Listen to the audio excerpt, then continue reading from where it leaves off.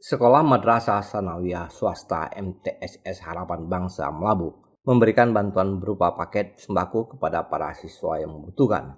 Sebanyak 76 paket sembako ini, yaitu berupa beras, gula, sirup, telur, dan minyak goreng. Bantuan tersebut diberikan kepada siswa yatim dan piatu, kurang mampu, serta keluarga mu'alaf yang ada di Aceh Barat. Pembagian paket sembako ini merupakan program rutin setiap bulan Ramadan yang dilaksanakan Sekolah MTSS Harapan Bangsa Melabu yang bekerjasama dengan kantor Kementerian Agama Kabupaten Aceh Barat. Bantuan ini adalah bentuk kepedulian Sekolah MTSS Harapan Bangsa Melabu kepada para siswanya dengan tujuan dapat saling berbagi dan membantu meringankan beban keluarga siswa yang membutuhkan. Ini bantuan yang kita berikan adalah bentuk kepedulian kita keluarga MTSS Harapan Bangsa dan juga program Kementerian Agama Aceh Barat meneruskan program-program seperti ini kepada orang-orang yang membutuhkan.